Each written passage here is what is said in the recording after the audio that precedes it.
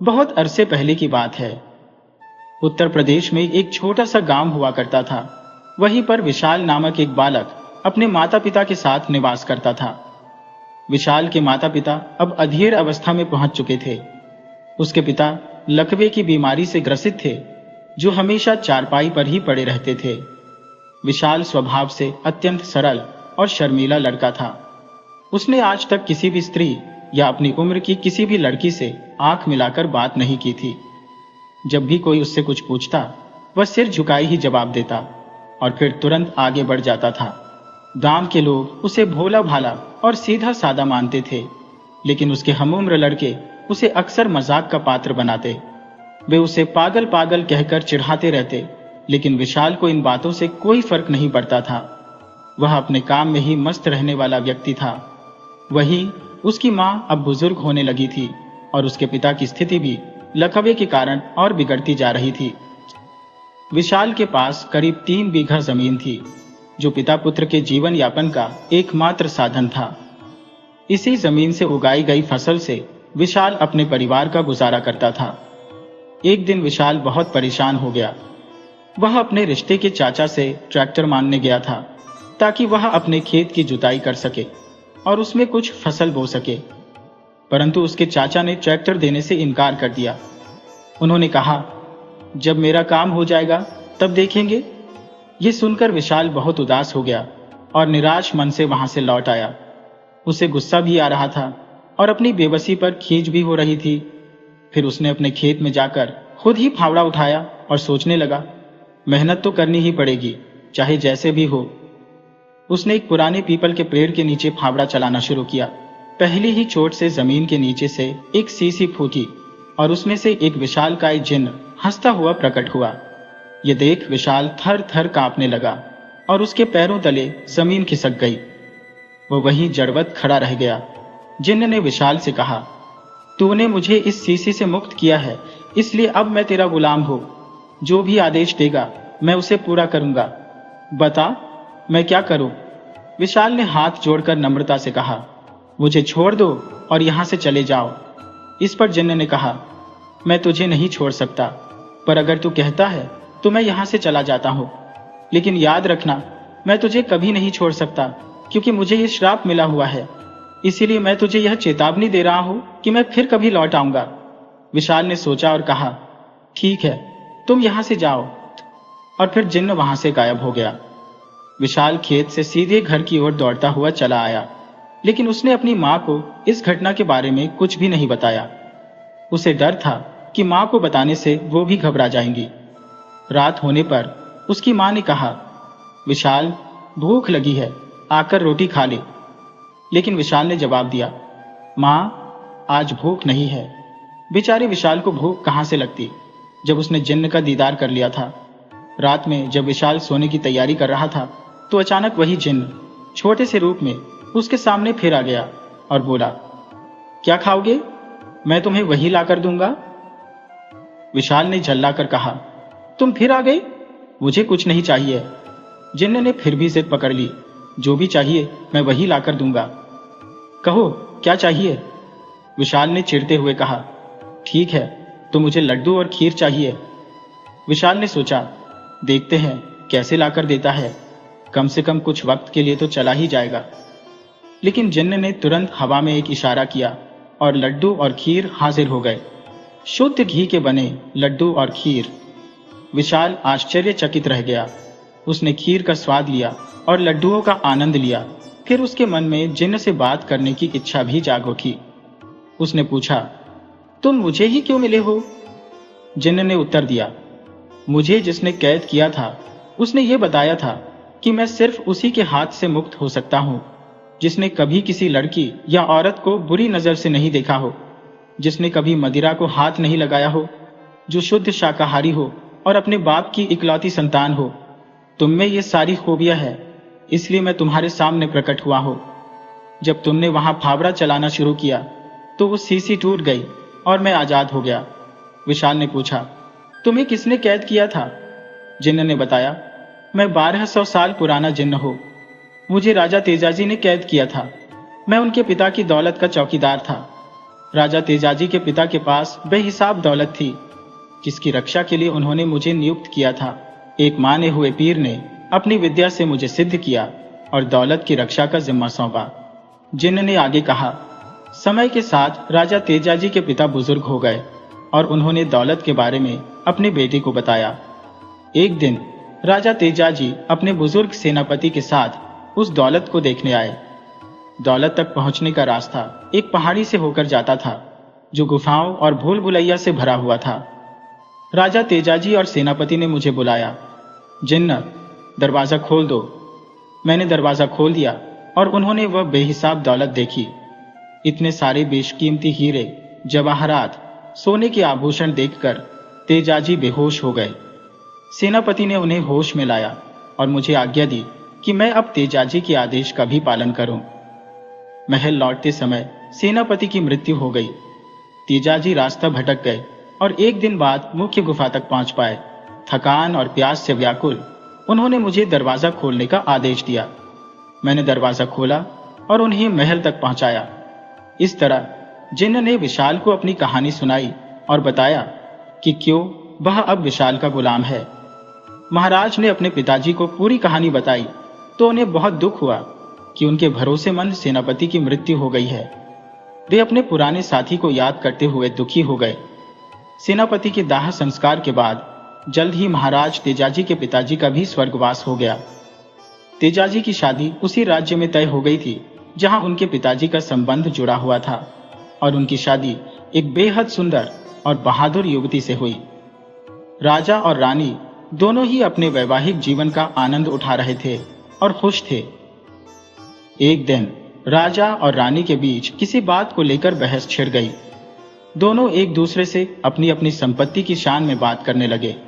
महारानी ने गर्व से कहा, मेरे पिताजी के पास बहुत अधिक दौलत है। इस पर तेजाजी ने कहा, मेरे पास उससे कहीं अधिक दौलत है। पति पत्नी की यह बहस शांत नहीं हो रही थी। आखिरकार महारानी ने चुनौती दी, अगर दौलत है तो दिखाओ। तेजाजी ने इस चुनौती को स्वीकार कर लिया और बोले, चलो तुम्हें दिखाता हूं। उन्होंने तुरंत एक बग्घी मंगवाई और रानी को लेकर चल दिए। रानी की बातों ने तेजाजी को इतना प्रभावित किया कि वे दौलत दिखाने के लिए अपनी प्रतिष्ठा को दांव पर लगाने के लिए तैयार हो गए। रास्ते में महारानी ने कई बार अनुरोध किया, मुझे नहीं देखनी आपकी दौलत, मुझे डर लग रहा है, चलिए वापस महल चलते हैं। लेकिन तेजाजी अपनी पत्नी के सामने हार मानने वाले नहीं थे। आखिरकार वे उस मुख्य द्वार पर पहुंचे जहां तेजाजी ने जिन्न को आदेश दिया, दरवाजा खोलो। दरवाजा खुलते ही रानी ने उस बेशुमार दौलत को देखा और उनके होश उड़ गए। उन्होंने तुरंत राजा से माफी मांगी और एक बेशकीमती हार उठाकर वापस लौट आई। जिन्न ने दोनों को महल तक पहुंचा दिया। कुछ साल बाद पड़ोसी राज्य के राजा ने आक्रमण कर दिया और दोनों राज्यों के बीच भयंकर युद्ध छिड़ गया। 9 दिन तक चले इस युद्ध में महाराज तेजाजी हार गए। उन्हें और रानी को अपने राज्य से भागना पड़ा। वे दोनों अकेले एक घोड़े पर सवार होकर भाग रहे थे। विशाल ने जब सुना कि युद्ध के बाद वे अकेले ही भाग निकले तो उसकी उत्सुकता बढ़ गई और उसने जिन्न से पूरी कहानी जानने की इच्छा जताई। जिन्न ने कहानी शुरू की। युद्ध के बाद राजा तेजाजी को बंदी बना लिया गया और उनके सेनापति का कोई पता नहीं चला। राजा को जेल में डाल दिया गया। शत्रु राजा ने रानी जयंती का अपमान किया और उन्हें अपनी रानी बनने के लिए मजबूर करने की कोशिश की।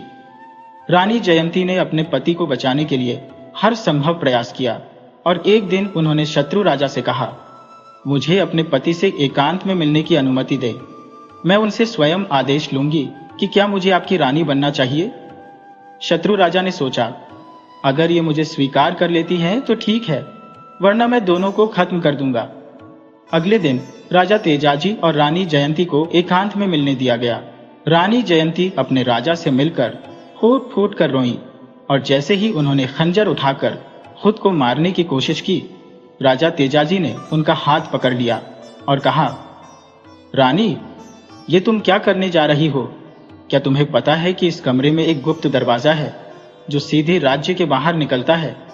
हमारी किस्मत अच्छी है, जल्दी करो। हमने इस जगह की पूरी छानबीन कर ली है और गुप्त रास्ता ढूंढ लिया है। राजा ने एक पुरानी तस्वीर जो उस कमरे में लगी हुई थी को घुमाया। वह तस्वीर दरवाजे में बदल गई और दोनों उसी रास्ते से बाहर निकल गए।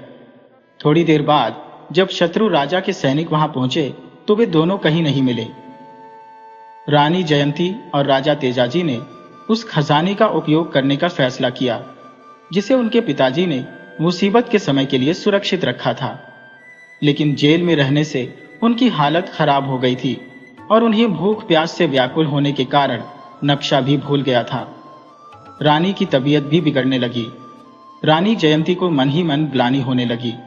सोच रही थी कि काश वे अपने राजा को लेकर किसी दूसरे राज्य या फिर अपने मायके चली जाती।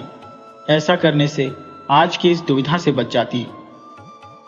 रानी की आंखों से आंसू बहने लगे और उन्होंने खुद को समझाना शुरू किया कि अगर वो पहले अपने पति को मायके लेकर जाती, उनकी तबीयत सुधरने का इंतजार करती, फिर ये खजाना लेने आती तो शायद सब ठीक होता। लेकिन अब वे गुफा के उस मुख्य दरवाजे की खोज में जुटी थी क्योंकि उनके पास कोई और विकल्प नहीं बचा था। उस भूल भुलैया से वापस लौटना बेहद कठिन था। काफी मशक्कत के बाद आखिरकार रानी ने मुख्य दरवाजे को ढूंढ ही निकाला। दरवाजे पर पहुंचकर रानी ने जिन से कहा, दरवाजा खोल दो, लेकिन जिन्न को किसी और के लिए दरवाजा खोलने की इजाजत नहीं थी। रानी ने अपने पति तेजाजी की बिगड़ती हालत का हवाला दिया, पर जिन्न ने मना कर दिया क्योंकि ये आदेश उसके मालिक का नहीं था। रानी हताश हो गई और तुरंत अपने पति को लेने चली गई। थोड़ी देर बाद दोनों ही घोड़े पर सवार होकर मुख्य द्वार पर पहुंचे। तेजाजी ने कांपती आवाज में जिनसे कहा, दरवाजा खोलो और मुझे स्वस्थ करो। उनकी आवाज से जिन्न समझ गया कि उसे आज्ञा मिल चुकी है और उसने दरवाजा खोल दिया। राजा जी को देखते ही स्वास्थ्य लाभ हुआ और वे दोनों दरवाजे के अंदर दाखिल हो गए।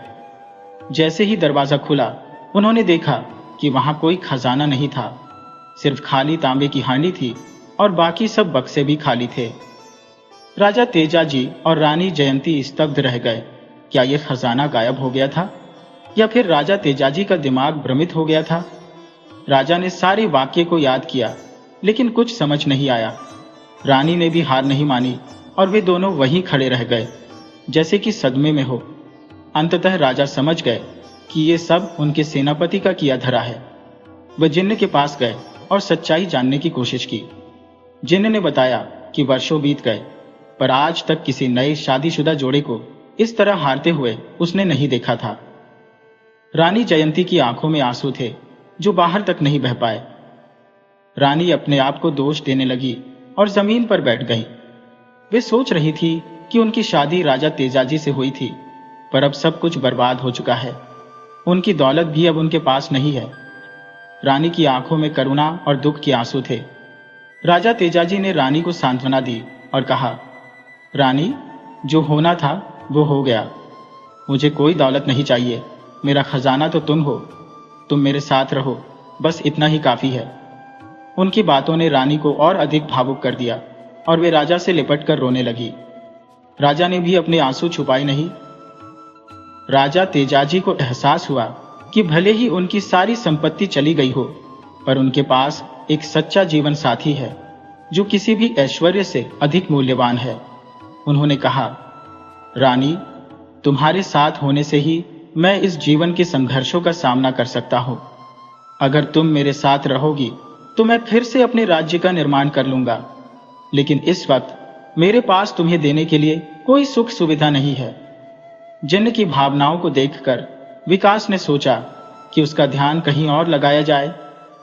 उसने बात शुरू की, मित्र, एक बात बताओ, ये राजू बिस्ता का घोड़ा राजा जी के पास कैसे आया? राजा जी और रानी जयंती उस गुप्त दरवाजे से निकले जो सीधे पास के गांव में जाता था। महाराजा जी के पिताजी के जिन्न ने बताया कि उनके एक पुराने मित्र वहीं रहते थे। उन्हें देखकर वह बुजुर्ग फूट फूट कर रोने लगे। वे बोले, जिसे मैंने सोने के पलंग पर सोते देखा था, जिसकी शादी में सोने की मुद्राएं बांटी गई थी, आज वह अपनी पत्नी के साथ इस हाल में है। बुजुर्ग ने राजा जी को दिलासा दिया और कहा, यहां ज्यादा देर मत रुको, जल्दी से घोड़ा लेकर निकल जाओ। शत्रु के सैनिक कभी भी आ सकते हैं। विदा लेते हुए राजा जी ने पितातुल्य उस बुजुर्ग से आशीर्वाद लिया, लेकिन रुकने का सवाल ही नहीं था। उनकी और उनकी पत्नी की जान को खतरा था। बुजुर्ग ने राजा जी और रानी को अपने कमरे में ले जाकर बहुत प्यार किया। उनके सिर पर हाथ फेरा और कहा, बेटी, आज तुम इन कठिन परिस्थितियों में हो, पर याद रखना जीत तुम्हारी ही होगी। परमात्मा पर विश्वास रखना। रानी उन माँ जैसी महिलाओं से लिपट कर रोने लगी। जीवन की इस कठिनाई में दोनों ने अपना भेष बदल लिया था। जिन्न की कहानी सुनकर विकास भी भावुक हो गया। उसने खुद को रोकने की कोशिश की, लेकिन नाकाम रहा। दोनों चुपचाप बैठे रहे। तभी जिन्न का मन शांत हो गया और वह बोला, ये क्या, सुबह होने वाली है, मुझे अब जाना होगा, लेकिन रात को मिलूंगा और इस कहानी का बाकी हिस्सा सुनाऊंगा। आखिर वह दौलत कहाँ गई? सुबह विकास अपने खेत पर गया और देखा कि पूरा खेत जोता हुआ था। वह हैरान रह गया। घर पहुंचने पर उसने देखा कि रसोई में तरह तरह के व्यंजन रखे हुए थे। माँ ने पूछा, बेटा ये खाना कहाँ से आया? विकास ने कोई जवाब नहीं दिया और बस कहा, माँ किसी ने ये खाना भेजा है, आप खा लीजिए। रात हुई तो जिन्न फिर आया और दोनों बातें करने लगे। जिन्न ने कहा, जब राजा और रानी बहुत परेशान हुए तो मैंने बताया कि आपके सेनापति जो बुजुर्ग हो चुके थे, उन्हें खजाने का पता था। उन्होंने सोचा कि अगर युद्ध हुआ और राजा जी शहीद हो गए तो यह खजाना किसी गलत हाथ में न जाए, इसलिए उन्होंने खजाने का पता अपने बेटे को दे दिया। लेकिन उन्हें कभी यह नहीं पता था कि वही बेटा खजाना लूट लेगा। उस दिन जब आप खजाना देखने आए थे, सेनापति का बेटा भी चुपके से आपके पीछे आया था, और जब युद्ध का परिणाम आया तो वह सारा धन लेकर चला गया। राजा तेजाजी ने जिन्न से पूछा, क्या वह अभी भी वही है? जिन्न ने कहा, आपके सेनापति अब शत्रु से मिल चुके हैं और वह सारा धन लेकर शत्रु को राज्य के बदले दे दिया। कौन इतनी बेशुमार दौलत छोड़ना चाहेगा? राजा बहुत व्यथित हो गए। उन्होंने जिन्न से सहायता मांगी, पर जिन्न ने कहा, अगर आप मुझे आजाद करने का वचन दें तो मैं हर जन्म में आपकी मदद करने को तैयार हूं। राजा ने जवाब दिया, जैसे ही मेरा राज तिलक हो जाएगा आप आजाद हो जाएंगे और फिर आपके ऊपर कोई जिम्मेदारी नहीं रहेगी। लेकिन बताओ, तुम यहां किसकी चौकीदारी कर रहे हो? जिन्न ने बताया, मैं एक सीसी में रखा हुआ इत्र, जिसकी महक से मनचाहा कार्य कराया जा सकता है, उसी की रक्षा कर रहा हूं। इत्र की विशेषताओं का पता पहले सेनापति को भी नहीं था। मैंने राजा तेजाजी और उनकी रानी को उनकी ससुराल पहुंचा दिया। फिर राजा ने एक बड़ी सेना लेकर गद्दार सेनापति और शत्रु पर आक्रमण कर दिया। मैंने उनकी मदद की और उनकी सेना ने शत्रु सेना का बहादुरी से सामना किया। जब भी उनके सैनिक मर जाते, मैं उन्हें जीवित कर देता। युद्ध एक दिन में समाप्त हो गया, लेकिन सेनापति को कुछ शक हुआ। उसने वीर बाबा को बुलाकर जिन्न को सीसी में बंद करवा दिया, लेकिन वह जिन्न को हमेशा के लिए बंद नहीं कर सकता था। इसलिए जिन्न ने कहा, आज इस दिन केवल एक इकलौता लड़का, जिसकी माता पिता वृद्ध होंगे और जो ब्रह्मचारी होगा, वही मुझे इस सीसी से मुक्त कर सकता है। और तुम्हारे अंदर वे सारी खूबियां थी जो मुझे इस सीसी से बाहर निकाल सकती थी। इसके बाद राजा तेजाजी ने वीरता से युद्ध लड़ा और शत्रु को पराजित किया। सेनापति को आजीवन कारावास में डाल दिया गया और राजा का राज तिलक हुआ। रानी जयंती फिर से रानी बन गई। वे अच्छे राजा बने और उनकी आने वाली पीढ़ी को कोई युद्ध नहीं झेलना पड़ा। जब कहानी समाप्त हुई तो जिन्न ने विशाल से वहां रहने की जिद की, पर विशाल सोना चाहता था। जिन्न ने कहा, मैं तुम्हें सोने नहीं दूंगा, मुझसे बात कर। आखिरकार विशाल ने एक रात जैसे तैसे निकाल ली। फिर उसने जिन्न से शर्त रखी कि उसके पिताजी को स्वस्थ कर दो, और जिन्न ने उसकी बात मान ली। धीरे धीरे विशाल जिन्न की हरकतों से तंग आ गया। वह जिन्न को छोड़ना चाहता था, लेकिन जिन्न ने कहा, मैं तुम्हारा मित्र हूं, तुम्हारा गुलाम नहीं, परंतु अगर तुम चाहो तो मैं तुम्हें छोड़ सकता हूं। विशाल ने आदेश दिया कि जिन्न उसे 10 दिन तक न दिखे। जिन्न ने आदेश का पालन किया और चला गया। अगली सुबह विशाल ने देखा कि आईने पर स्याही से लिखा हुआ था, मित्र, मुझे माफ कर देना। तुम नहीं चाहोगे कि तुम अपने भविष्य के बारे में जानो। कुछ दिनों में गांव वाले तुमसे जलने लगेंगे और तुम्हारी बलि देने की तैयारी करेंगे। तुम्हारी माता यह सहन नहीं कर पाएंगी और पागल हो जाएंगी। दातकेयी, तुम्हारे पिता तुम्हें बचाने के लिए अपनी पगड़ी रख देंगे और गांव के पंडित के कहने पर तुम्हारी शादी एक भैंस से करा दी जाएगी। विशाल यह पढ़कर सन्न रह गया। उसे समझ नहीं आया कि उसने क्या किया। उसने अपने मित्र जिनसे छुटकारा पाने के चक्कर में ये अनर्थ कर दिया। अब वह अपने आप को ही धिक्कारने लगा। कि अब वह मेरी मदद कैसे करेगा। अब मैं जाऊं तो जाऊं कहां, कैसे उसे ढूंढूं। मेरे प्यारे मित्र जिन, तुम वापस आ जाओ। लेकिन जो हो गया सो हो गया, अब क्या हो सकता है। जो होना था वो तो होकर ही रहेगा। तीसरे ही दिन गांव के लोगों ने विकास से जलन की वजह से विशाल के खेतों और उसके घर की अच्छी स्थिति देखकर उस पर किसी तंत्र मंत्र का आरोप लगाया और यह मान लिया कि उसे बलि चढ़ाकर गांव को किसी बुरी शक्ति से बचाना उचित रहेगा। गांव में पंचायत बुलाई गई और विशाल को एक पेड़ से बांध दिया गया। उसे पेड़ से बंधा देख उसकी मां को गहरा धक्का लगा और वह बेहोश हो गई। जब उसे होश आया तो वह पागलों की तरह हंसने लगी और अपना मानसिक संतुलन खो बैठी। जैसा जिन ने लिखा था ठीक वैसा ही हो रहा था। अब विशाल के पिता का भी बुरा हाल था। अपने बच्चे को बचाने के लिए उन्होंने अपनी पगड़ी सरपंच के पैरों में रख दी। विशाल यह सब देख रहा था, मानो उसे पहले से ही पता हो कि यह सब कैसे खत्म होगा। आखिरकार सरपंच ने एक धूर्त पंडित के कहने पर निर्णय लिया कि उसकी शादी एक भैंस से करा देनी चाहिए, तभी गांव का दोष दूर होगा। गांव के लोग जोर जोर से हंसने लगे और चौथे दिन विशाल की शादी उस भैंस से कर दी गई। इस शादी को देखने के लिए गांव का बच्चा बच्चा आया था और सभी का हंस हंस कर बुरा हाल था। सब लोग विशाल का मजाक उड़ा रहे थे। विशाल बस देखता रहा। न उसने किसी का विरोध किया और न ही उसके मुंह से कुछ निकला। वह बस देखता रहा जो गांव वाले उसके साथ कर रहे थे।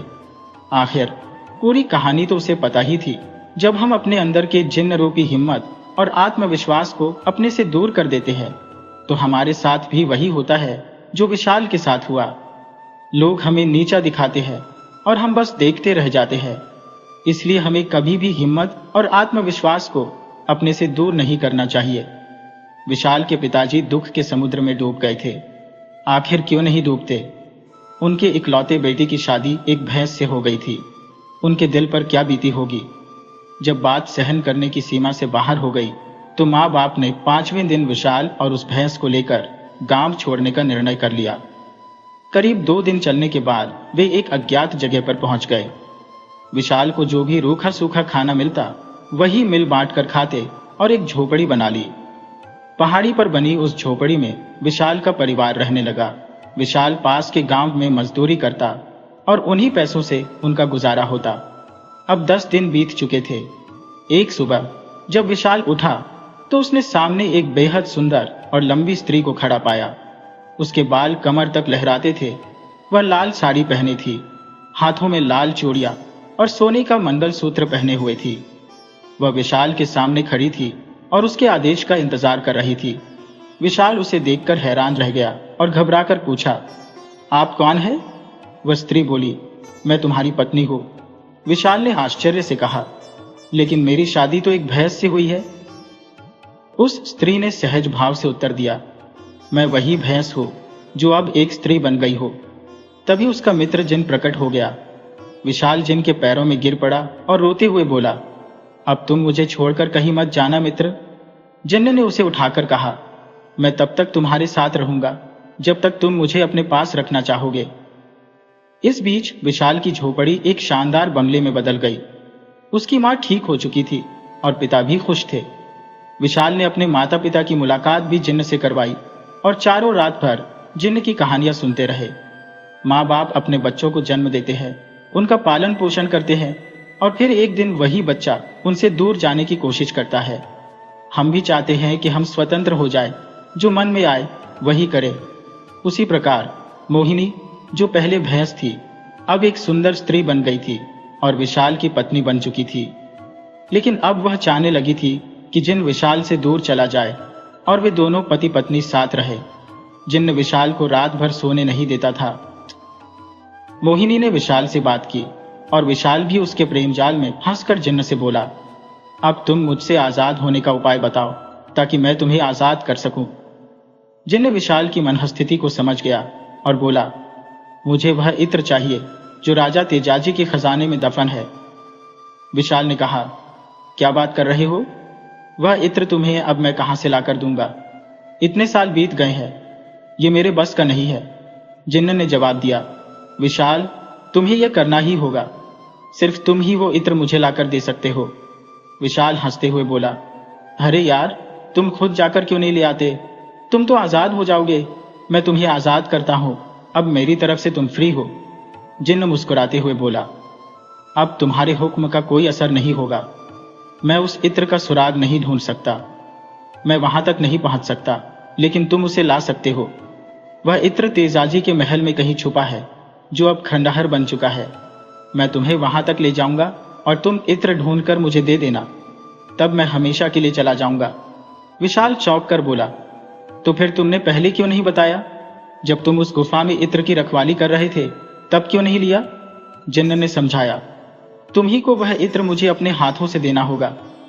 मैं खुद उसे नहीं ले सकता, क्योंकि तुमने आज तक किसी भी औरत को बुरी नजर से नहीं देखा, कभी मदिरा का सेवन नहीं किया, और तुम अपने माता पिता की इकलौती संतान हो। यही सब गुण मुझ पर श्राप के रूप में है, और तुम ही मुझे मुक्त कर सकते हो। विशाल ने पूछा, फिर क्या होगा? जिन्न ने कहा, उस इत्र की खुशबू से मैं आजाद हो जाऊंगा। अगली रात विशाल और जिन्न दोनों तैयार हो गए, लेकिन मोहिनी ने बहुत समझाया, तुम मत जाओ, कोई और तरीका ढूंढ लो जिन्न को मुक्त करने का, या फिर उसे ऐसे ही रहने दो। मेरा मन नहीं मानता कि तुम वहां जाओ। विशाल ने कहा, तुम चिंता मत करो, मैं जल्दी जाऊंगा और इत्र ढूंढकर जल्दी ही वापस आ जाऊंगा। फिर हम अपनी सुखी जिंदगी जी पाएंगे। मोहिनी रोने लगी। विशाल ने उसे सांत्वना देते हुए कहा, देखो, मैं तुम्हें यह अंगूठी देता हूं। अगर मुझे कुछ हो जाए या मैं तुम्हारे पास न आ पाऊं, तो इस अंगूठी को देख लेना। तुम इसमें देख पाओगी कि मैं कहां हूं और क्या कर रहा हूं। मैंने यह विद्या जिन्न से ही सीखी है, लेकिन उसे मत बताना। विशाल ने मोहिनी को अंगूठी दी और निकल पड़ा। अगली रात दोनों खंडहर पहुंचे। रात के अंधेरे में विशाल और जिन्न ने तेजाजी के महल के खंडहर में प्रवेश किया। मकड़ियों के जाल और चमगादड़ों के झुंड ने उनका स्वागत किया। एक पल के लिए विशाल डर गया, लेकिन फिर उसने हिम्मत करके आगे बढ़ने का फैसला किया। खंडहर के एक कमरे में जिन्न ने एक तहखाने का दरवाजा दिखाया। विशाल ने उस तहखाने में प्रवेश किया और सीढ़ियों से नीचे उतरते हुए उसे एक संदूक मिला। विशाल ने जैसे ही वह इत्र संदूक से निकाला, जिन्न ने वह इत्र खोलकर उसकी खुशबू सूंघी और हंसते हुए कहा, अब मैं आजाद हूं। और फिर वह विशाल को अलविदा कहकर चला गया। लेकिन यह क्या? विशाल पत्थर की मूर्ति में बदल चुका था। जिन्न को आजाद करने की सजा उसे मिल चुकी थी, शायद इसीलिए क्योंकि विशाल ने उसकी मदद की थी। विशाल अब पत्थर का हो चुका था और जिन्न उसके घर वापस पहुंच चुका था। मोहिनी घर में विशाल का इंतजार कर रही थी। जिन्न ने मोहिनी से कहा, तुम्हारा पति विशाल अब कभी नहीं आएगा, क्योंकि उसने मुझे आजाद कर दिया है।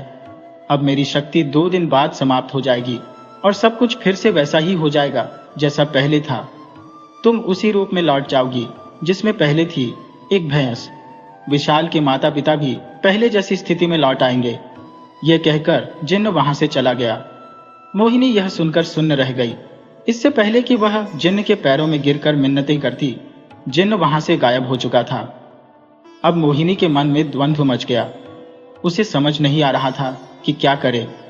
उसकी समझने की शक्ति जैसे समाप्त हो गई थी। वह सोच रही थी, मैं क्या करूं? अगर मैं फिर से भैंस बन जाऊं तो भी कोई बात नहीं, जो हुआ सो हुआ। लेकिन विशाल के प्रेम को कैसे भुला दूं? मोहिनी की आंखों से आंसू बहने लगे और वे रुकने का नाम नहीं ले रहे थे। उसका दिल विशाल की यादों में खोया हुआ था। तभी विशाल के पिता की आवाज आई, बहू, विशाल आ गया है। मैंने उसे देखा है। मोहिनी ने खुद को संभालते हुए कहा, नहीं बाबूजी, अभी वो नहीं आया है। और आंसू पोंछते हुए बोली, अगर विशाल से मिलने की कोई राह हो तो मैं उसे नहीं छोड़ूंगी। फिर उसे अचानक विशाल की दी हुई अंगूठी याद आ गई। उसने उस अंगूठी को देखा और उसे विशाल की पत्थर की मूर्ति का अक्स नजर आया। मोहिनी रोते हुए बोली, मुझे उसके पास ले चलो। जब वह विशाल के पास पहुंची तो उसने देखा कि उसका पति पत्थर की मूर्ति बन चुका है। वह उसके गले लगकर फूट फूट कर रोने लगी। मोहिनी ने दुख भरी आवाज में कहा, तुमने मुझे छोड़कर क्यों चले गए? क्यों पत्थर बन गए हो? अब मैं क्या करूंगी? कहां जाऊंगी? विशाल की पत्थर की आंखों से भी मानो आंसू टपक पड़े। वह चाहकर भी कुछ नहीं कर सकता था। मोहिनी के आंसुओं से उसके दिल में भी दुख उमड़ आया। उसकी आंखों में भी मोहिनी के लिए अपार प्रेम था। मोहिनी अपने कोमल हाथों से विशाल के चेहरे को सहलाने लगी, लेकिन जैसे जैसे वह उसे छू रही थी, उसका रूप बदलने लगा। उसका शरीर धीरे धीरे भैंस के रूप में बदलता जा रहा था। जब उसका पूरा शरीर बदल गया तो उसने अपना सिर दीवार से टकरा दिया और दर्द से कराहने लगी। वह सोच रही थी, हमारे सुखी जीवन में यह कैसा मोड़ आ गया। थोड़े से सुख से तो पहले ही अच्छा था, अब उसका जीवन एक अजीब सी निराशा में डूब गया था। उसके लिए यह दुख असहनीय था। लेकिन तभी अचानक इत्र की शीशी खुल गई। विशाल ने अपनी इच्छा प्रकट की, मुझे इस पत्थर की मूर्ति से मुक्त करो और मेरी पत्नी को उसकी प्यारी सूरत वापस दे दो। अचानक चारों ओर हवा का एक झोंका आया और दोनों की आंखों के सामने अंधेरा छा गया। जब वह अंधेरा छटा तो उन्होंने देखा कि उनकी इच्छाएं पूरी हो गई थी। विशाल और मोहिनी दोनों ने अपने पुराने रूपों को पा लिया था। नए शरीर को पाकर उनकी खुशी का ठिकाना नहीं था। दोनों एक दूसरे के गले मिले और घर जाने के लिए अंगूठी को आदेश दिया। जाते जाते विशाल ने इत्र की शीशी भी अपने साथ रखी। घर पहुंचकर उन्होंने देखा कि पिताजी लकवे से ग्रसित थे और मां रो रही थी। उनकी एक छोटी सी झोपड़ी ही बची थी। मां विशाल के गले लगकर जोर जोर से रोने लगी और बोली, कहां से ये शक्तियां आ गई? इससे तो अच्छा हम पहले ही खुश थे। मैंने तुझसे पहले ही कहा था, लेकिन तूने सुना नहीं। सुख देखकर दुख का सामना करना बहुत कष्टकारी होता है। मां रोते हुए बोली, देखो बेटा, सब कुछ खत्म हो गया है। विशाल ने उन्हें दिलासा देते हुए कहा, मां, हमारे पास अभी भी बहुत कुछ है, सब ठीक हो जाएगा, तुम चिंता मत करो। फिर विशाल ने इत्र की खुशबू से अपने पिता की तबीयत में सुधार किया, लेकिन अब वह इत्र लगभग खत्म होने वाला था। विशाल को यह एहसास हुआ कि इस इत्र का इस्तेमाल बहुत ही सोच समझकर करना होगा, क्योंकि यह दोबारा नहीं मिलेगा। रात में सभी ने मिलकर रूखा सूखा खाना बड़े प्रेम से खाया और अपने पुराने दिनों की बातें की। विशाल और मोहिनी ने ढेर सारी बातें की और फिर सोने चले गए। रात के करीब 1 बजे अचानक किसी के रोने की आवाज ने उनकी नींद तोड़ दी। विशाल उठा और ध्यान से सुनने लगा, लेकिन उसे समझ नहीं आ रहा था कि यह आवाज कहां से आ रही है।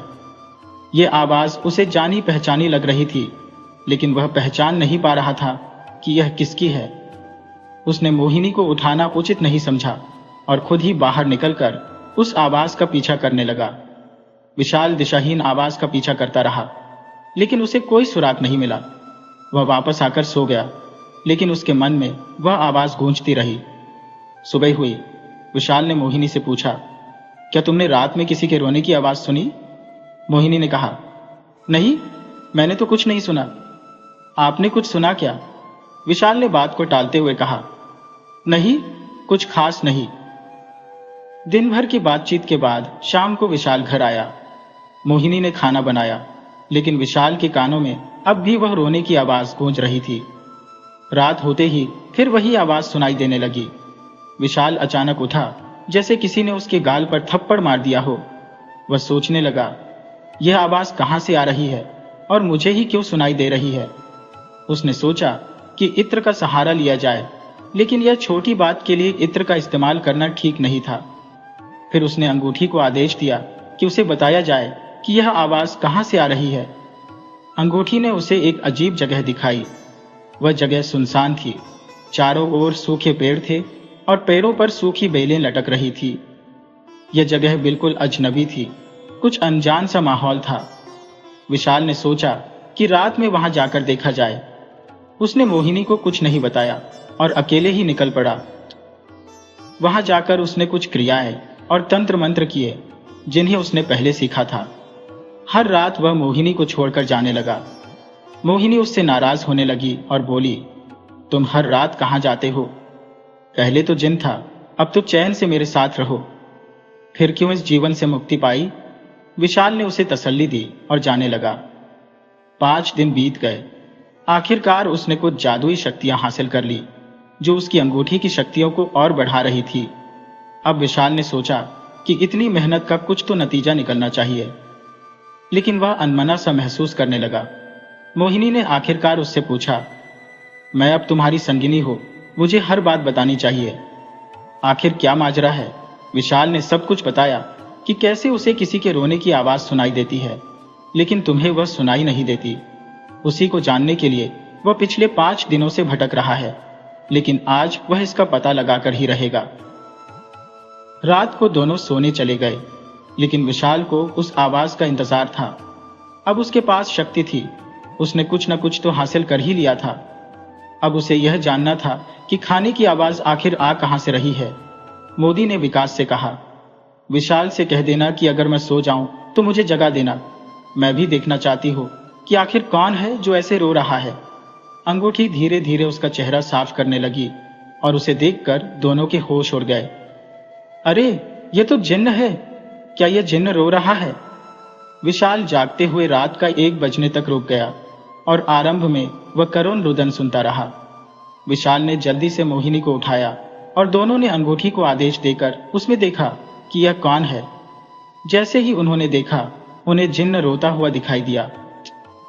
उसका चेहरा देखकर दोनों रोने लगे। ये रो क्यों रहा है?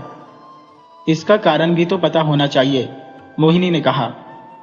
उसके बाद अंगूठी में कुछ नहीं दिखाई दिया।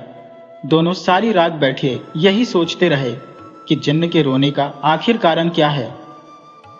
उन्होंने विचार किया, अगर किसी तरकीब से जिन्न को बुलाया भी जाए और उससे पूछा जाए तो भी मामला गड़बड़ हो सकता है। अगर उसने फिर पीछा नहीं छोड़ा तो क्या होगा? दोनों पति पत्नी बैठे योजनाएं बना रहे थे, लेकिन स्थिति बड़ी अजीब हो गई थी। जैसे तैसे उन्होंने रात गुजारी और सुबह होते ही विशाल किसी तांत्रिक या पीर बाबा के पास जाने की सोचने लगा। विशाल ने कई स्थानों पर पूछताछ की और अंत में उसे एक स्थान का पता चला जहां शायद उसे जवाब मिल सकता था कि जिन्न क्यों रो रहा है। लगभग पूरा दिन सफर में बीत गया और आखिरकार बस में 4 घंटे के सफर के बाद वह वहां पहुंचा। विशाल ने पीर बाबा से कुछ देर तक बात की और उन्हें सारा माजरा बताया। बाबा ने अपने आश्रम पर रुकने की सलाह दी और कहा कि आज रात को वे देखेंगे कि उन्हें भी वह आवाज सुनाई देती है या नहीं। रात होते होते विशाल को वही रोने की आवाज सुनाई दी और बाबा ने उसे सुनने का प्रयास किया। जैसे ही उन्होंने सुना, आवाज इतनी तेज थी कि उनके कानों के पर्दे फट गए और दोनों कानों से खून टपकने लगा। वह चिल्लाने लगे, विशाल रोको! और बाबा विशाल के पैरों पर गिर पड़े। उनकी दशा देखकर विशाल बहुत दुखी हो गया। कुछ देर बाद वह रुदन भी बंद हो गया और बाबा को कुछ सुनाई देना बंद हो गया था। बाबा के दोनों कान के पर्दे फट चुके थे। बाबा ने हाथ जोड़कर कहा, मुझे माफ कर दो, ये कोई साधारण जिन्न नहीं है। ये बहुत ही शक्तिशाली और पुराना जिन्न है। इसे बस में करना तो दूर, इसे देखने वाला भी पागल हो सकता है या कुछ भी कर सकता है। विशाल ने उनसे क्षमा मांगी और उन्हें घर रवाना कर दिया। विशाल का काम तो हो नहीं पाया, लेकिन बेचारे पीर बाबा के कान भी चले गए। विशाल अब बहुत परेशान रहने लगा। घर आकर उसने ठीक से खाना भी नहीं खाया, ना ही वह सोता था। धीरे धीरे उसकी हालत बिगड़ने लगी और उसका शरीर सूखने लगा। मोहिनी से उसकी हालत देखी नहीं जा रही थी। उसने मन में निश्चय किया कि जब दोनों रात भर जाग ही रहे थे तो क्यों न जिन्न को बुलाकर सारा मामला सुलझाया जाए। मोहिनी ने विशाल से बिना पूछे एक सुगंधित इत्र का इस्तेमाल किया और जिन्न को बुला लिया। उसने सोच लिया था कि अगर इत्र का इस्तेमाल 2 बार किया जा सकता है तो एक बार जिन्न को बुलाने और एक बार वापस भेजने के लिए भी किया जाएगा।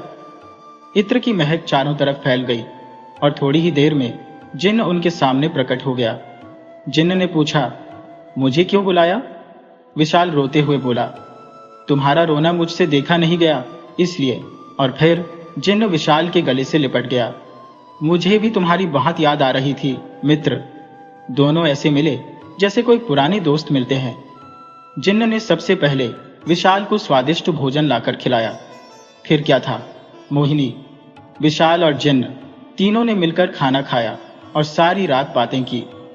सुबह जिन्न ने उनके लिए एक बहुत ही सुंदर घर बना दिया। वह घर क्या था, जैसे कोई महल था, पहाड़ी पर बना हुआ। जिन्न ने विकास और पूरे परिवार को उसमें ले जाकर कहा, मेरा मित्र उस झोपड़ी में क्यों रहेगा? जो भी चीज उन्हें चाहिए होती उससे पहले ही वह आ जाती। समय बीतता गया और मोहिनी गर्भवती हो गई।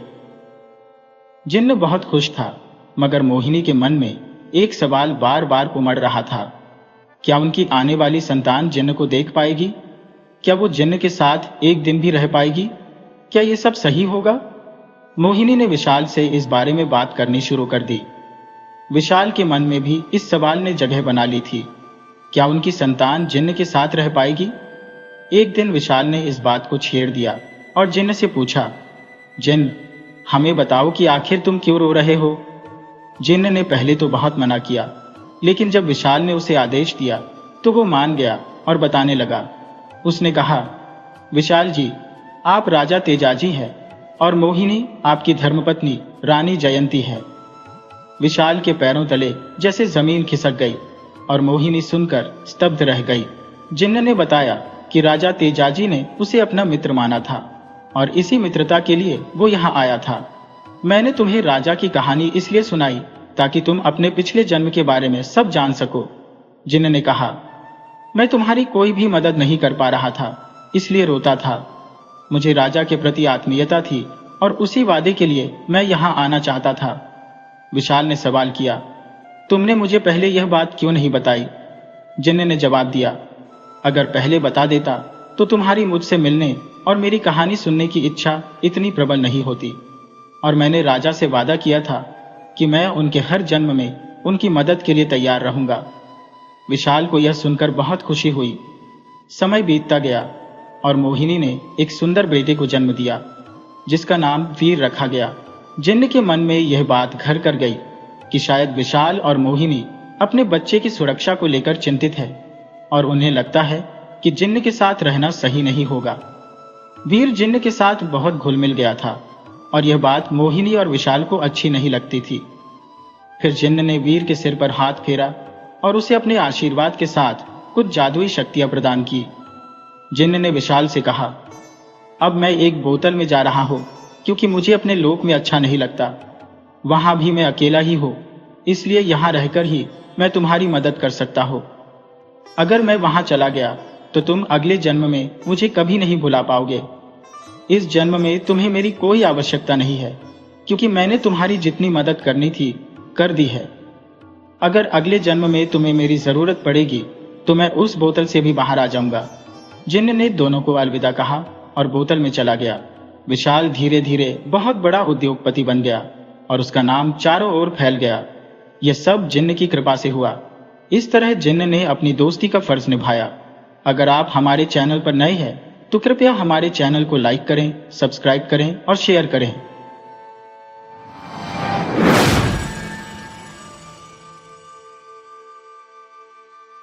सेठ रामदास जी एक बड़े ही प्रतिष्ठित व्यापारी थे। उनकी पत्नी कमला देवी एक धर्मपरायण और पति के प्रति समर्पित महिला थी। उनका एकमात्र संतान एक बेटी थी, जिसे दोनों माता पिता बेहद प्यार से पाल पोस रहे थे। हालांकि सेठ जी के मन में बेटा ना होने का मलाल था। उन्होंने कई मंदिरों में मन्नतें मांगी, अनेक स्थानों पर माथा टेका, लेकिन बेटी के बाद कोई और संतान नहीं हुई। यह चिंता उन्हें हर वक्त सताती रहती कि उनके बाद उनके व्यापार का क्या होगा, इस अथाह दौलत को कौन संभालेगा। हालांकि सेठ जी की पत्नी इस विषय में अधिक चिंतित नहीं थी। उनका मानना था कि उनकी बेटी ही उनका बेटा बनेगी और उनका दामाद इस संपत्ति का प्रबंधन करेगा। उनके विचार में बेटी को ही बेटा मान लिया जाना चाहिए, लेकिन सेठ जी इस तर्क को स्वीकार नहीं कर पाते थे। सेठ जी ने इस विषय पर अपने परिवार और मित्रों से बातचीत की। सभी ने उन्हें दूसरा विवाह करने का सुझाव दिया और सेठ जी ने इस विचार पर अमल करना शुरू कर दिया। जब सेठानी को यह समाचार मिला तो उनके दिल को गहरा आघात पहुंचा। उन्हें यह सोचकर बहुत दुख हुआ कि उनके पति बेटे की चाह में उनके प्रेम को विभाजित कर रहे हैं। सेठानी जी तो पति को भगवान मानती थी और अब उन्हें लगा कि उनके भगवान ने उनसे छल किया है। सेठ जी ने मंदिर में एक साधारण समारोह में दूसरा विवाह कर लिया और कमला देवी को आश्वासन दिया कि उनके जीवन में उनका स्थान हमेशा पहले रहेगा। दूसरा विवाह केवल बेटा प्राप्त करने के लिए किया गया था। नई पत्नी का गृह प्रवेश हो गया। कमला देवी के दिल में दुख था, लेकिन उन्होंने मन बना लिया था कि वह अपनी बेटी और अपने अधिकार को कभी नहीं छोड़ेंगी। उन्होंने अपनी संपत्ति का आधा हिस्सा अपने नाम करवा लिया था और अपनी बेटी का भविष्य सुरक्षित कर लिया था, क्योंकि उन्हें भय था कि आने वाले समय में उन्हें घर से निकाल दिया जा सकता है। सेठ जी की बेटी पूर्णिमा चंद्रमा की तरह बढ़ रही थी। पिता का प्यार उस पर बरकरार था, लेकिन मां के दिल में दूसरे विवाह का दर्द घर कर गया था। अब कमला देवी अपनी बेटी की चिंता में ही मग्न रहती थी और चाहती थी कि किसी भी स्थिति में उनकी बेटी के साथ अन्याय ना हो। सेठ जी की दूसरी पत्नी से एक बेटा हुआ और सेठ जी की मुराद पूरी हो गई। बड़े धूमधाम से समारोह आयोजित किए गए और परिवार में खुशियों की बाढ़ आ गई। बहन ने भी अपने भाई को बड़े प्यार से स्वीकार किया, लेकिन उसकी नई मां का व्यवहार कुछ अलग था। बेटे की मां होने का घमंड उसके स्वभाव में झलकने लगा था।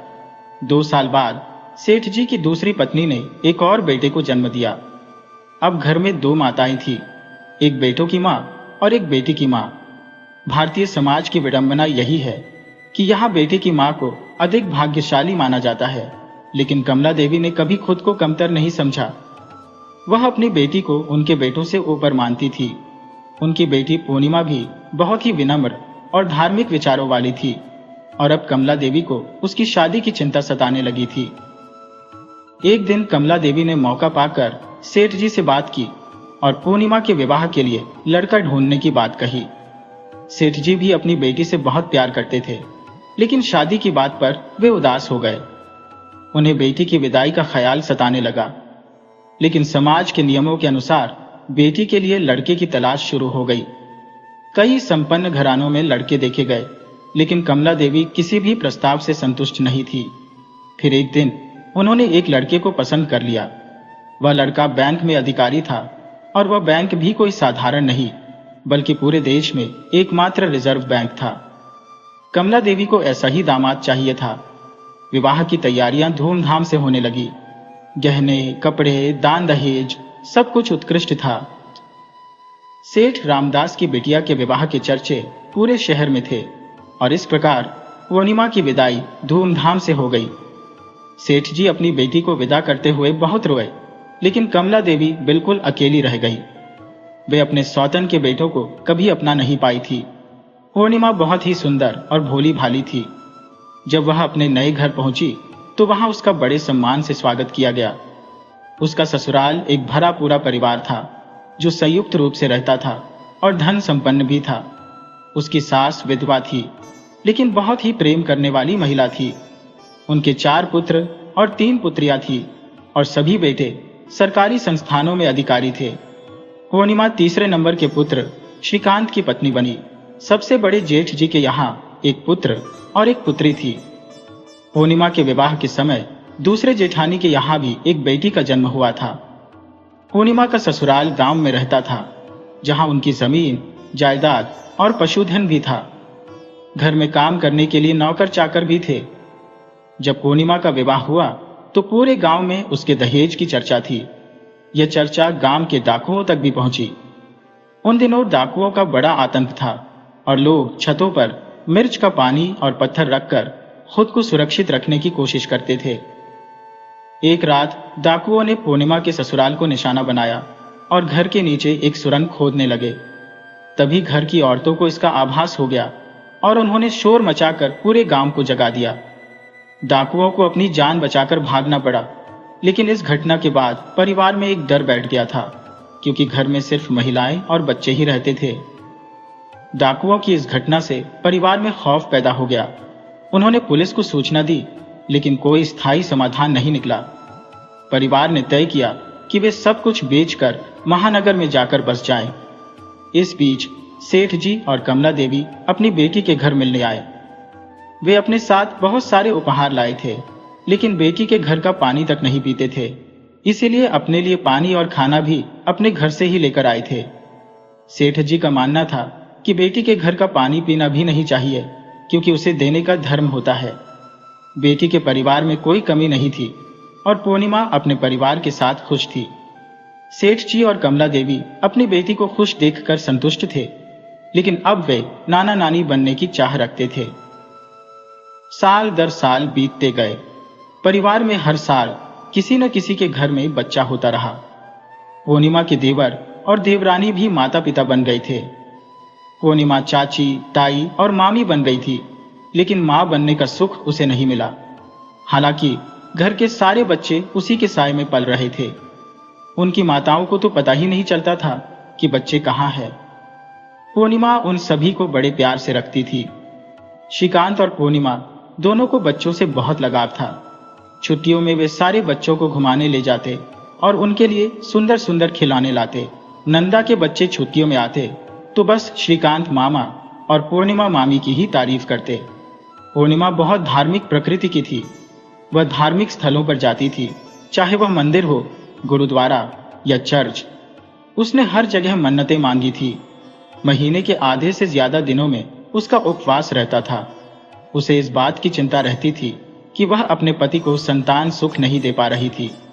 पूर्णिमा की मां को भी यह चिंता सताती थी, क्योंकि वह जानती थी कि उसके बाद उसका परिवार उसी की बेटी में आगे बढ़ेगा। कमला देवी ने हर संभव कोशिश की, हर बड़े डॉक्टर से संपर्क किया, लेकिन 15 साल बीत गए और पूर्णिमा को कोई संतान नहीं हुई। इधर पूर्णिमा के मायके में उसकी सौतेली मां का व्यवहार अच्छा नहीं था। वह अपने बेटे को पूर्णिमा और कमला देवी के खिलाफ भड़काती रहती थी।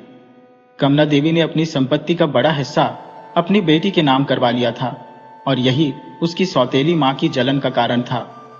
सेठ जी की तबीयत खराब होने लगी थी और एक के बाद एक डॉक्टर को दिखाया गया, लेकिन कोई सुधार नहीं हुआ। उनकी हालत दिन ब दिन बिगड़ती जा रही थी। बेटी और दामाद को जब इस बारे में पता चला तो दूसरी पत्नी ने अपने बेटों के साथ सेठ जी से दूरी बना ली थी। वही बेटी और दामाद तुरंत उन्हें लेने आए। सेठ जी अपने उसूलों के पक्के थे। वे बेटी के घर का पानी तक नहीं पीते थे तो सेवा कैसे करवाते। उन्होंने उनके साथ जाने से कई बहाने बनाए, लेकिन श्रीकांत ने कहा, बचपन में मैंने अपने पिता को खो दिया था। आप मेरे धर्म के पिता हैं और मैं यह अवसर अपने हाथों से नहीं जाने देना चाहता। शहर में अच्छे से अच्छे डॉक्टर हैं, आप जल्दी से ठीक हो जाएंगे। समय और बीमारी के आगे मजबूर होकर आज वही पिता जो बेटी के घर का पानी तक नहीं पीते थे, आखिरकार उसके साथ आ गए और उनकी देखभाल बेटी और दामाद करने लगे। दामाद श्रीकांत ने खुद अपने ससुर के हर काम किए, उन्हें नहलाया, समय पर दवाइयां दी और अस्पताल ले जाने का जिम्मा भी उठाया। लेकिन सेठ जी की सेहत में सुधार नहीं हो रहा था। अंदर ही अंदर उन्हें इस बात की पीड़ा खा रही थी कि बेटों के रहते हुए भी उन्हें बेटी से सेवा करानी पड़ रही है। हालांकि एक तसल्ली भी थी कि उनका दामाद अंतिम संस्कार की रस्म में शामिल होने और चिता को मुखाग्नि देने के लिए मौजूद है। फिर भी सेठ जी ने बार बार कमला देवी को याद दिलाया कि उनके यहाँ दामाद ससुर की अंतिम यात्रा में शामिल नहीं होते और उन्हें मुखाग्नि उनके बेटों से ही दिलवानी चाहिए। कमला देवी ने उन्हें बार बार समझाया कि आप जल्द ही ठीक हो जाएंगे, लेकिन न सेवा काम आई, न दवा, न दुआ, और सेठ जी इस दुनिया से विदा हो गए। उनकी इच्छा के अनुसार उनके बड़े बेटे ने उन्हें मुखाग्नि दी। बेटी और दामाद को अंतिम यात्रा में शामिल होने का अधिकार नहीं दिया गया। सेठ जी के जाने के बाद कमला देवी ने खुद को बहुत अकेला महसूस किया। हालांकि सेठ जी के 2 बेटे और दूसरी पत्नी भी थी, परंतु कमला देवी ने उन्हें कभी अपनाया नहीं था। कमला देवी के जीवन का एकमात्र सहारा उनकी अपनी बेटी और दामाद ही थे। वह सोचती थी कि अगर उनका खुद का बेटा होता तो शायद वह इतनी सेवा नहीं करता जितनी श्रीकांत ने अंतिम समय में सेठ जी की थी। ऐसा दामाद पाकर कमला देवी खुद को भाग्यशाली मानती थी, लेकिन उनका बिना संतान के होना उन्हें बहुत दुखी करता था। एक दिन अचानक पूर्णिमा के हृदय गति रुकने से निधन की खबर ने कमला देवी के दिल को चीर दिया। उनके लिए यह खबर किसी हृदयाघात से कम नहीं थी। वह समझ नहीं पा रही थी कि इस दुनिया में अब वह कैसे जींगी। पूर्णिमा के बच्चे और पति उसकी वर्षों की मेहनत की कमाई पर आराम से जीवन जी रहे थे और उन्हें ना तो सेठ जी के जाने का दुख था और ना ही पूर्णिमा के। कमला देवी अपने कमरे में लेटी लेटी सोचती रहती थी कि आखिर ऐसा कौन सा अपराध उन्होंने किया था जो उनकी बेटी इतनी कम उम्र में स्वर्ग सिधार गई। वह अपने पति पर भी हमेशा विश्वास नहीं कर पाती थी, इसलिए बिटिया के लिए संपत्ति अपने नाम करवाई थी। अब कमला देवी सोचती थी कि इस दौलत का वह क्या करेंगी। अब न बिटिया है और न उसका कोई वारिस। उन्हें लगने लगा था कि शायद उन्होंने कोई ऐसा पाप किया था जिसकी सजा उन्हें मिल रही थी। उन्हें अचानक सेठ जी के व्यापारिक साथी मानिक भाई की याद आ गई। सेठ जी और मानिक भाई ने मिलकर व्यापार को बुलंदियों पर पहुंचाया था, लेकिन एक दिन मानिक भाई अचानक गायब हो गए थे।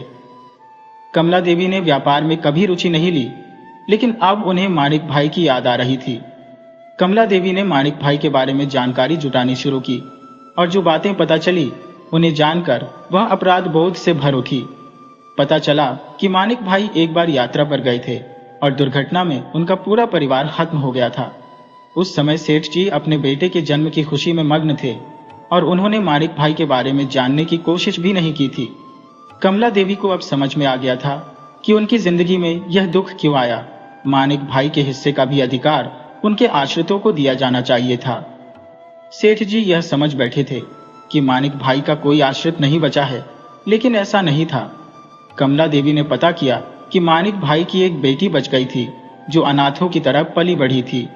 अब कमला देवी का जीवन का नया मकसद था मानिक भाई की बेटी को ढूंढकर उसे उसका हक दिलाना। आखिरकार उनकी मेहनत रंग लाई और उन्हें मानिक भाई की बेटी कविता एक विधवा आश्रम में दयनीय हालत में मिली। वह एक बेटे की मां भी थी। कमला देवी ने कविता को अपने घर ले आई और कहा, बेटिया, तुम्हारे अंदर मुझे मेरी बेटी की छवि दिखती है। मेरी बेटी तो अब इस दुनिया में नहीं है, क्या तुम मेरी बेटी बनोगी? कविता ने मानो भगवान को सामने पा लिया हो। वह तुरंत तैयार हो गई। अब उसे मां मिल गई और उसके बेटे को नानी। कमला देवी ने दिल की गहराइयों से कविता और उसके बेटे का अपने घर में स्वागत किया, लेकिन कविता को उसके पिता के बारे में जो हकीकत थी वह कमला देवी ने छुपा ली। कमला देवी दिन रात सोच में डूबी रहती थी कि आखिर ऐसा क्या करें जिससे मानिक भाई का कर्ज उनके सिर से उतर जाए और कम से कम अगले जन्म में तो उनकी हालत सुधर जाए। वह अपने दामाद श्रीकांत को बेटी की तरह मानती थी। जब उन्होंने श्रीकांत से दूसरी शादी की बात की तो श्रीकांत हैरान होकर बोला, मां, इस उम्र में मुझसे कौन शादी करेगा और मैं अपनी पत्नी पूर्णिमा को कैसे भूल जाऊं? यह उसके साथ अन्याय होगा। श्रीकांत की बात सुनकर कमला देवी उसे प्यार से समझाते हुए बोली, बेटा, सोचो कि पूर्णिमा ने ही कविता के रूप में तुम्हारे जीवन में वापसी की है और उसके साथ उसका बेटा भी है। तेरी भी तो बरसों की इच्छा थी कि तेरे आंगन में बच्चे खेलें।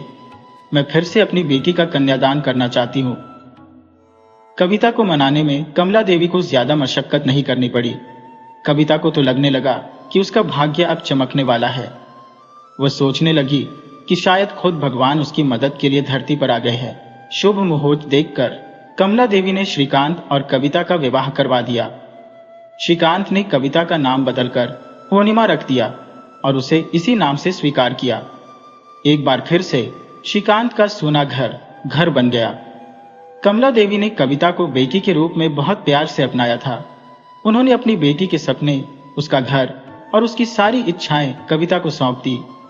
वह भावनात्मक रूप से कविता से गहरे जुड़ गई क्योंकि उन्हें उसमें अपनी बेटी पूर्णिमा की झलक दिखती थी। हालांकि श्रीकांत ने भी कविता में पूर्णिमा को खोजने की कोशिश की, लेकिन पूर्णिमा और कविता में जमीन आसमान का फर्क था।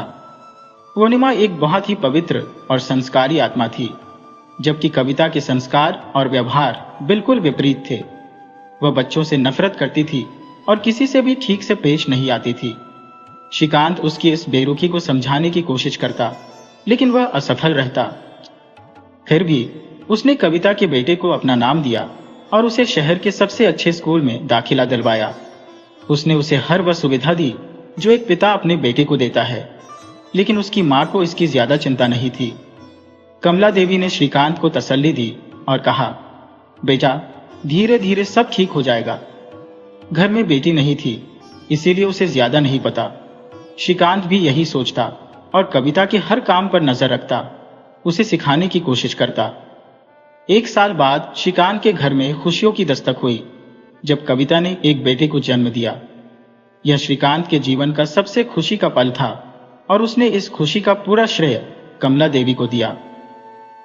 पूर्णिमा के जाने के बाद श्रीकांत ने खुशियों के सपने देखना बंद कर दिया था, लेकिन अब वह पूर्णिमा की तस्वीर से बातें करते हुए बोला, पूर्णिमा, ये तुम्हारा ही प्रताप है और बेटे का नाम पवन रखा गया। इस अवसर पर बहुत बड़ा उत्सव मनाया गया जिसमें सारे रिश्तेदार बुलाए गए। कमला देवी की उम्र बढ़ने के बावजूद उन्होंने उत्सव में खूब नृत्य किया। उन्हें इस बच्चे में अपना नाती और पोता दोनों नजर आते थे। उन्होंने पूर्णिमा के बच्चे के लिए जो भी बनवाया था वह सब कुछ कविता को दे दिया। कमला देवी श्रीकांत से बोली, बेटा, अब मैं बूढ़ी हो गई हूँ, आज मैं अपना सब कुछ इस बच्चे के नाम कर रही हूँ। कमला देवी की इस दयालुता पर सभी हैरान थे। उत्सव के बाद जब सब अपने अपने घर चले गए तो श्रीकांत ने उनके पैर पकड़ लिए और बोला, माँ, अब हमें छोड़कर मत जाओ। अब आप हमारे साथ ही रहेंगी और जो तुम्हारा नाती है वह अपनी नानी की गोद में ही पलेगा और संस्कारी बनेगा। कमला देवी, जो नाती को गोद में पाकर बहुत खुश थी, बहुत ही प्यार से उसकी परवरिश करने लगी। लेकिन कविता को कमला देवी का रहना और उनका काम करना बिल्कुल पसंद नहीं आता था। वह कमला देवी से नौकरों जैसा व्यवहार करती थी। कमला देवी, जो पहले कभी घर के काम नहीं करती थी, अब उम्र के इस पड़ाव पर झाड़ू पोंछा, कपड़े धोना और बच्चे की आया बनना सब कर रही थी। जैसे ही श्रीकांत के आने का समय होता, कविता खुद काम करने लगती और बूढ़ी माँ को पूरा सम्मान देने का नाटक करती। लेकिन कमला देवी को कविता का यह व्यवहार कभी बुरा नहीं लगता। वह इसे अपने पति के पापों का प्रायश्चित मानती थी। पवन के बाद श्रीकांत के यहाँ 2 बेटियों का जन्म हुआ और घर बच्चों की किलकारियों से गूंज उठा। श्रीकांत ने कविता के बेटे चंद्रकांत को अपने खुद के बेटे से भी अधिक प्यार दिया और उसकी शिक्षा पर विशेष ध्यान दिया। उसे अच्छे से अच्छे ट्यूशन दिलवाए, लेकिन फिर भी वह हाई स्कूल की परीक्षा भी पास नहीं कर सका। श्रीकांत उसके भविष्य को लेकर चिंतित थे। वहीं पूर्णिमा और पवन दोनों बहनें पढ़ाई में बहुत अच्छी थी और आसपास के बच्चों की तुलना उनसे की जाती थी, जिससे कविता को बिल्कुल भी अच्छा नहीं लगता था। समय की रेत की तरह धीरे धीरे दिन गुजर रहे थे। कमला देवी की ममता में बच्चे बड़े हो रहे थे। कविता का पहला बेटा अब शादी लायक हो गया था और इसी बीच श्रीकांत भी रिटायर हो चुके थे। उन्होंने कविता के बड़े बेटे को शहर के बीचों बीच एक दुकान दिलवाई थी और उसका व्यापार भी अच्छी तरह से चल निकला। श्रीकांत का समाज में बहुत मान सम्मान था और इसी वजह से अब चंद्रकांत के लिए रिश्ते भी आने लगे थे। श्रीकांत ने एक अच्छे घर की लड़की देखी और चंद्रकांत का विवाह कर दिया। इस नई शुरुआत से श्रीकांत बहुत खुश थे। उन्हें यकीन था कि कविता अब बदल चुकी है और सब कुछ ठीक रहेगा। लेकिन भाग्य के खेल का कोई अंदाजा नहीं लगा सकता। एक दिन श्रीकांत ने कविता को अपनी सासू मां का अपमान करते हुए देख लिया। यह दृश्य उन्हें असहनीय लगा, क्योंकि वे कमला मां को बहुत मानते थे। श्रीकांत को इस बात का गहरा सदमा पहुंचा कि इतने वर्षों से उनके सामने ये सब हो रहा था और उन्हें पता तक नहीं चला। इसी गहरे दुख और निराशा में श्रीकांत को दिल का दौरा पड़ गया। श्रीकांत का जाना बेहद दर्दनाक था, खासकर इसलिए क्योंकि उनके तीनों बच्चे अभी युवा नहीं हुए थे। उनकी मौत ने घर में एक खालीपन छोड़ दिया जिसे कोई नहीं भर सकता था। कविता और उसका बेटा, जो भावनात्मक रूप से श्रीकांत से कभी जुड़े नहीं थे, उनकी मौत के बाद खुद को आजाद महसूस करने लगे। श्रीकांत और कमला देवी के जीवन भर की मेहनत का फल अब उनके हाथ में था। श्रीकांत के निधन के बाद कविता के बेटे ने अपनी आजादी का पहला जश्न इस तरह मनाया कि उसने कमला देवी को घर से बाहर निकाल दिया। श्रीकांत के जीवन काल में परिवार की एक सुदृढ़ दिनचर्या थी। सब कुछ नियमों के तहत चलता था, लेकिन अब हर सुबह और रात अपनी मर्जी से बिताई जाने लगी। घर का खाना भी बाहर से ऑर्डर किया जाने लगा। अगर ये सब उनकी मेहनत की कमाई होती तो शायद वे उसकी अहमियत समझते। कविता के इस आचरण ने बच्चों के भविष्य को अधर में लटका दिया था। ऐसे में पवन, जो कमला देवी के संस्कारों में पला बड़ा था, सामने आया। इस छोटी उम्र में ही उसने अपने दोनों बहनों और खुद की पढ़ाई पूरी करना और बहनों की शादी करना अपना लक्ष्य बना लिया था। कमला देवी घर से बाहर निकाल दी जाने के बाद सड़क पर आ गई। वे समझ नहीं पा रही थी कि अब क्या करें। उन्होंने पहले ही सब कुछ पवन के नाम कर दिया था, लेकिन कमला देवी ने दृढ़ निश्चय कर लिया कि वे अब कभी लौटकर उनके पास नहीं जाएंगी। पवन ने अपनी मां से कमला देवी के बारे में कहा, लेकिन कविता किसी भी कीमत पर उन्हें घर लाने के लिए तैयार नहीं थी। पवन, जो कमला मां को बहुत प्यार करता था, ने उन्हें ढूंढने की कोशिश की, लेकिन कमला देवी का कहीं पता नहीं चला। धीरे धीरे समय बीता। पवन ने अपनी पढ़ाई पूरी करने के बाद एक अच्छी कंपनी में नौकरी शुरू कर दी। कुछ ही सालों में उसने अपनी दोनों बहनों की शादी भी कर दी। पवन बेहद प्यारा लड़का था, जिसने अपनी मां द्वारा तोड़े गए सारे रिश्तों को फिर से जोड़ दिया। सारे रिश्तेदार जो उससे दूर हो गए थे, उसे फिर से अपने परिवार का हिस्सा मानने लगे। उसमें श्रीकांत की छवि झलकती थी, लेकिन कमला देवी की याद उसे अक्सर सताती थी। पवन को यह ख्याल हमेशा परेशान करता कि जिसने निस्वार्थ भाव से उसका सब कुछ किया, वे अब कहाँ है। कुछ लोग कहते थे कि वे लोगों के घरों में बर्तन धोकर गुजारा कर रही है। कुछ कहते थे कि उन्हें किसी आश्रम में देखा गया, लेकिन किसी को सही सही जानकारी नहीं थी। पवन ने पूरे घर और सारे रिश्तों को तो संभाल लिया, लेकिन खुद को वह हमेशा अकेला ही महसूस करता था। उसके साथ के सभी भाइयों की शादियां हो चुकी थी। उसने अपनी बहनों की शादी कर दी, लेकिन खुद अकेला ही रह गया। सब कुछ ठीक ठाक चल रहा था। पवन सबका ध्यान रखता और इस छोटी उम्र में ही सबका प्रिय बन गया था। इसी दौरान एक महामारी ने दुनिया को अपने घेरे में ले लिया और उसका परिवार भी इससे अछूता नहीं रहा। उसकी मां कविता को कोरोना पॉजिटिव रिपोर्ट आई। पवन मां की देखरेख में लग गया और खुद भी संक्रमित हो गया, लेकिन उसकी देखभाल के लिए कोई नहीं था। उसका ऑक्सीजन लेवल गिरने लगा। तब उसके दोस्त आगे आए। दोस्तों ने पवन के लिए दिन रात एक कर दिया। उसे अस्पताल में भर्ती कराया गया। पवन ने जीने की बहुत कोशिश की, लेकिन अंततः मौत ने उसे अपना ग्रास बना लिया। बहनों का भाई चला गया, दोस्तों का दोस्त चला गया। उसकी मां को बेटे की मृत्यु की खबर भी नहीं मिली। उसी अस्पताल में दूसरे वार्ड में भर्ती कविता का आखिरी फोन कॉल आया और पता चला कि वह एक आश्रम से आया था। बूढ़ी अम्मा ने मरने से पहले बताया था कि वे पवन की नानी है। आश्रम के दानदाताओं ने पवन का नंबर लिया था, लेकिन बार बार कॉल करने पर भी कोई जवाब नहीं मिला। बूढ़ी अम्मा का अंतिम संस्कार आश्रम ने लावारिसों में कर दिया था। पवन ने कोरोना प्रोटोकॉल के तहत इस दुनिया से विदा ली। कहते हैं बूढ़ी माँ अक्सर कुछ कहती रहती थी। शायद कोई कर्ज बाकी था, जिसे चुकाते हुए उन्होंने अपनी जिंदगी गुजार दी। कविता, उसका बेटा, बहू, पोता पोती आज सब अकेले हैं। शायद वे अपने कर्मों का फल भोग रहे हैं। दोस्तों, ये सच है कि कर्मों का फल मिलता है या नहीं, ये तो भगवान और इंसान ही जानता है, लेकिन पाप और पुण्य का असर जिंदगी पर जरूर पड़ता है।